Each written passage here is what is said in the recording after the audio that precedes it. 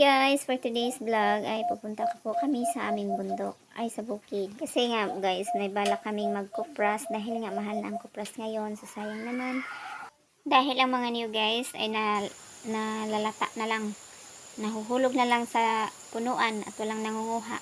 Kaya mas mabuti pa kuprasin na lang para mapakinabangan kaysa naman sa mabulok lang dyan sa mga damo-damo. Tungod kay ting init pa guys, apaso na to nga dili mabulok ang mga niyog. Kay sayang kaayo basta abtan og ting ulan, ang mga niyog diri as amo mga bulok na lang, malata na lang sa punuan sa lubihan. Kay wala may mukuan di man pud kamo sama na sige kuhaan ng lubi. Mga samtang init pa o magkupras na lang may para mapakinabangan pod ang mga tanom ug naapoy ikapalit sa mga needs sa panimalay. Unang ani ako karon sa among abakahan, lubihan, sagingan. Una siya diha guys. Kaso medyo sagbot lang ning mga kuan namo diri o makaingano. Di naman pod mapukosan ni Papa ang uban nga sa side sa naay mga tanom kay na bisi-bisi lagi tungod sa kadaghan sa kaluag sa yuta tapos mulampas ka sa pikas after a month na pod moturok nga sagbot balik na pod ka dito sa pikas nga yuta sa uban nga pananom pagbalik na pod nimo diri sa gilampasan nga sa una moturok na pod ang kon mo na guys dili ra masaman ang kadaghan sa sagbot.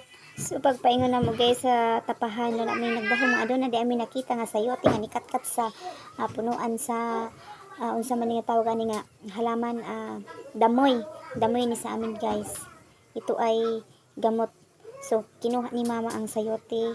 Ay ako pa lang nagkuha niyan kasi sayang naman syempre pang gulay din yan, pang subak sa mga gulay. So meron nga pala kami nakuha dito guys ng mga gulay, sari-sari po ito, may pako, may sayotes, may atsal, may tagustos, mga native yan guys ng mga gulay. Sayang naman yan, laman din yan ng tiyan, mga native yan ng mga gulay guys, yung iba dyan. Kana sila guys, nagpahuway na sila tungod kay nagkutkot, nagkabot na sila og himuon nga tapahan sa lubi. Ikapoy na sila guys. Sa pagpaingon na mo guys, wala ko nagdahom aduna di ay sila gituba nga saging sa bukag. Mo na siya guys, saging og kanang ingon nga biyasong. Pagkadaghan sa biyasong naging halata na lang sa punuan. Yan, nakuha na mo. No, sa bakusan. Hata manukaan ni Diyos bakusan. Ay, dugi. Oo. Ay, dugi. Dogi ka. Nga, daging ka na. Ano na sa pa? Kapilaw na manok sa tuhak ko. Oo, kutuhakot manok. Oo, nasa yun. Ano to sa pa ka mo? Oo, ano na sa pa? So pagkahuman guys sa pagkabot ay dire na lang minaniod to, nagdala na lang may kuan kaldero, bugas o kuan nanguha mig sudan nga pako sa palibot sa tubig. So kay nabutan mi diha og hapon na guys kay nagkutkot pa man sila sa tapahan, dili man ino nga dali-dali mahuman.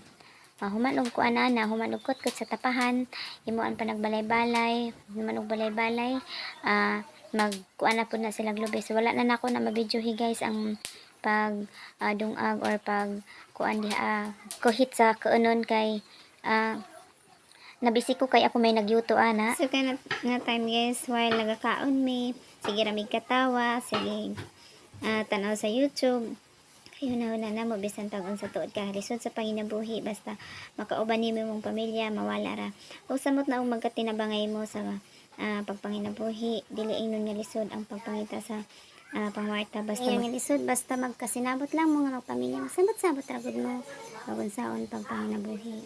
So basta ana ami guys makita gyud na ako nga happy jud kaayo sila papag mama basta magkatikom jud mi nga iyang mga anak pero kanatawon ka nang manguli na mi sa kanya-kanya na mga lugar. Syempre sayod naman ka basta minyo na hugas ang lugar sa banat to apod ang hitsura in taon sa mga ginikanan magulanon taon basta malakaw na mi pero once na magkatikom na mi diri sa balay sobra kayong ka-happy nila dahil walay sangko sa langit yun walay kabutangan sa ilang pagka malipayon basta. So din hinalang kutob guys ang pag voice over kay first time na ako din pag voice over kung okay ba.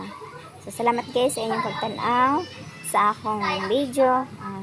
Sana may mag-follow and mag-share sa akong video kay dako kay nikatabang guys sa amo ang mga pobre kay kami pod namin kamot pod ni sa among mga panginabuhi. Daghang salamat, God bless sa inyong tanan.